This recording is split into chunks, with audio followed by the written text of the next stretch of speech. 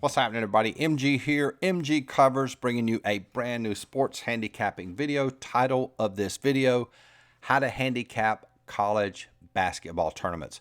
Super excited, going to give you a slight edge over the general public, help you with your handicapping for college basketball coming up.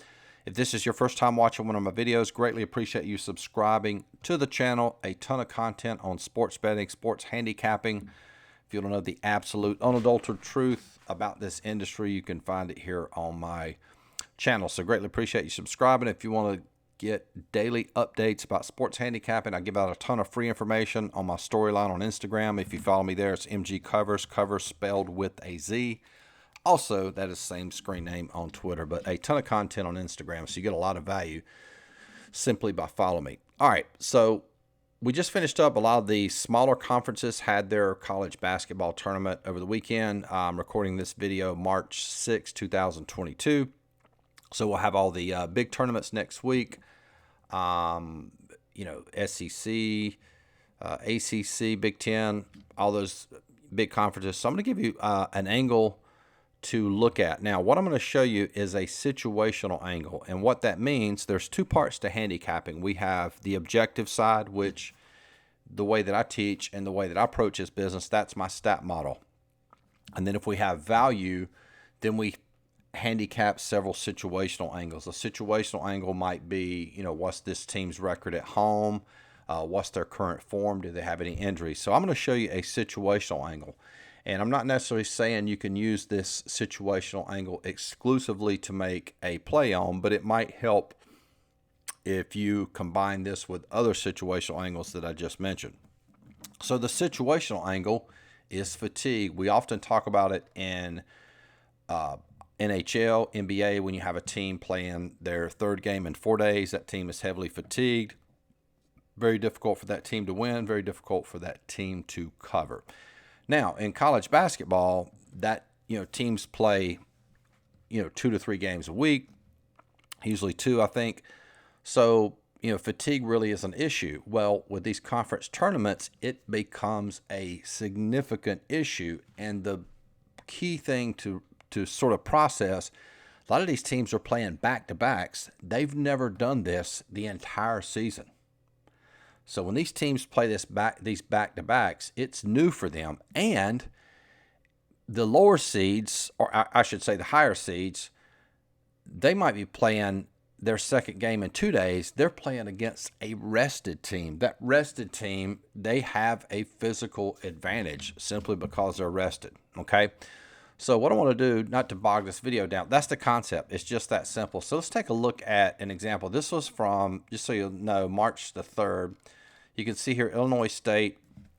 This is a conference tournament they opened up. They beat Indiana State 58-53. Now, so that was on Thursday. They got to turn around and play again on Friday. So they got to play a really good Northern Iowa team.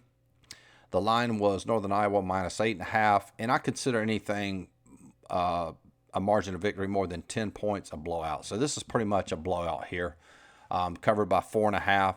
So again, Illinois State having to play back-to-back. I don't know if they've done that, how many times they did that season. But again, you can coach it as much as you want to. But the end of the day, the fact is Illinois State was more fatigued than Northern Iowa, right? It's just a fact. Now, we're not saying that this is going to win 100% of the time. Like anything that I teach in this business, it will work most of the time. So let's look at another example from Friday night. Let's take a look at Mercer here. They played Western Carolina. They were -6.5. High scoring team, absolutely destroyed Western Carolina, blew them out. So this is a team that likes to get up and down the court, and then they got to turn around and play again on Saturday night, which is not good, right? So they're going to play a rested Furman team that does the same thing. The line was only 7. Boom, a blowout win. Furman wins that by 14. So it is a clear advantage for that rested team. Now let's take a look at, so those are some examples. And so what I want to do is just so we can sort of see this, let's take a look at this is the ACC tournament. And I want to, point out here you have a first round, second round, and a quarterfinals. Now the top 4 teams And most of the conferences are set up this way. Like Duke plays the winner of Florida State, Syracuse. So as far as fatigue, Duke's going to have an advantage in this game, no doubt. Now check this out. Let's look at this first round. Let's say Pitt and Boston College. Let's say Pitt sneaks by Boston College. They upset Wake Forest, and they're going to play, and then have to play Miami. They will have played three. This will be their third game in a row, and they're going to have to play a rested Miami team. So Miami would have a huge advantage. I mean, that team, if they were to make it, one of these teams was to make it to this game 9, I mean, they're going to be gassed. So, and maybe I'm not reading this. I don't know if they're going to play on back to back. Let's see. Winner plays. Okay, they got it listed here. Let's see. Wednesday. Okay, well, maybe not. There will be some rest in there. Not to bog this video down, but in any event, it's still going to be a lot of games.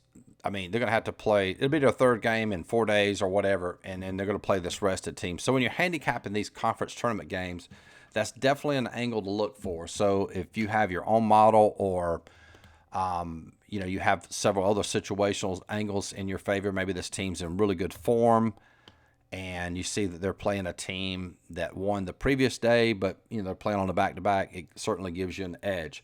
So anyway, so if you want access to my power rankings for all sports, right now we have soccer. We'll do the NCAA tournament, so you get access to all my lines. I also have them for the NIT. I think the other tournament called the CBI maybe. We'll have my lines for all of those, including this week's conference games. $49.95 per month. You get access to all my videos as well. If you want access to everything I just mentioned, in addition to all my plays for all sports, that is $99 a month. And if you want to join, the best value is join for the year. It's $499 for the entire year. You save about $600 on the year. The link to join is in the description box. Hope this video helps, and we'll talk to you guys soon. Peace.